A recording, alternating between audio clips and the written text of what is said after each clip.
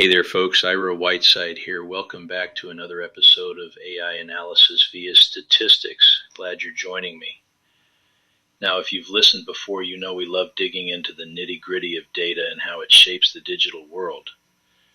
But today I want to step back a bit and talk about where it all began. So let's rewind the clock, way back. When people think of tech, their minds jump to computers and AI. But honestly, the roots of all this lie in something as simple as counting.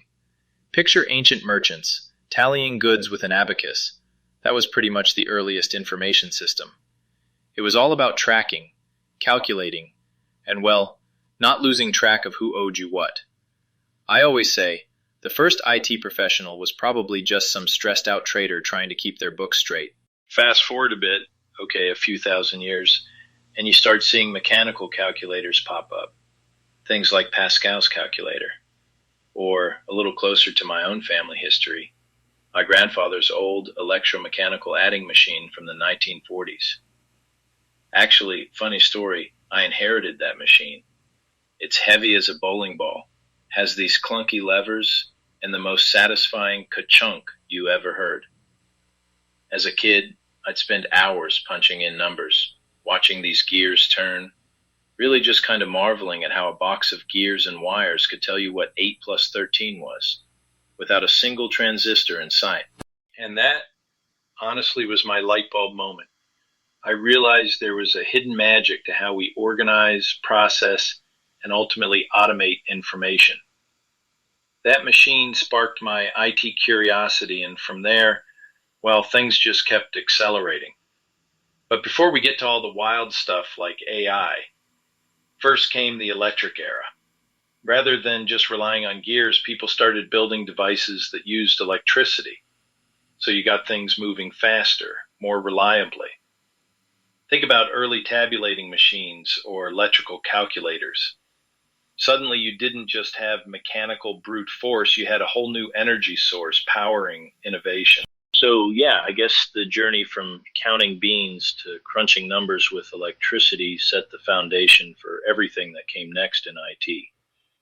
And honestly, it's wild to consider how far things have come right from those everyday beginnings. Now, where things really start to pick up steam is when we move from these mechanical and early electric systems into full-blown digital computers, right? Devices like the ENIAC and all those room-sized monsters from the 40s and 50s. They were shifting the paradigm completely. Instead of levers and gears, now you've got pulses, switches, actual programmatic logic.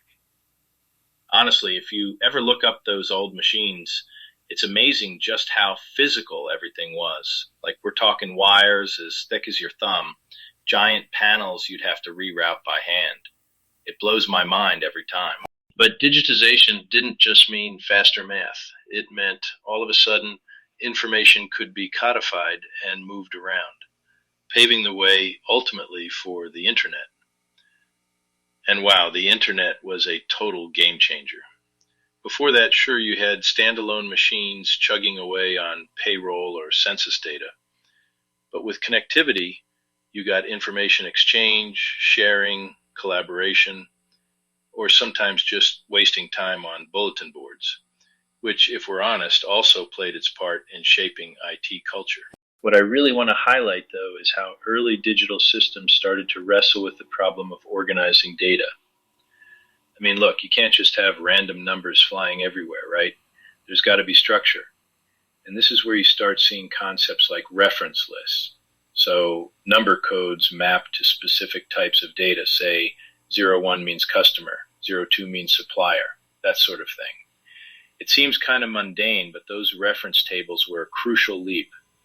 It's not just about storing data. It's about being able to use it, understand it, compare it, translate it across systems. That idea, putting structure behind the chaos, actually ties into a lot of what we talked about in recent episodes, like that one on metadata profiling and column stats. When you start layering in these codifications, it's foundation for literally everything in advanced automation and analytics. Without some sort of shared language, these reference codes, none of this giant hyper-connected IT universe would work. So here's where things get really interesting. Modern artificial intelligence. I mean, after all that groundwork from abacus to structured reference codes, the next big leap is letting machines not just process information, but actually interact with it, even think about it. AI, of course, has a pretty broad definition. Lately, one of the big breakthroughs has been text-to-speech tech. You know, the very stuff that's probably powering some of the tools I use every day now. Back in the day, that would have seemed like straight-up science fiction. And then you get these new agentic systems where AI isn't just giving you answers, but actually driving searches, making decisions, adapting in real time, deep search algorithms, automated narrative generation. It's a huge leap from the old days. Honestly, when I look back at my early years automating ETL workflows with scripts, moving data between mainframes, I can't help but laugh. My Rube Goldberg batch scripts seemed clever at the time, but when you compare them to what modern AI does, the contextual analysis, summarization, dynamic workflow creation, it just doesn't compare. And that's the thing, that constant evolution is what keeps this field so fascinating. Each new wave of automation, from abacus to tabulating machine to algorithmic agents, is just building on everything before. And honestly, it's wild to imagine where we'll be a few paradigm shifts from now. But for today, just remember, the story of IT is one of relentless transformation. And whether you're writing scripts by hand or letting a neural net pull the strings, it's always about finding smarter ways to bring order to the chaos.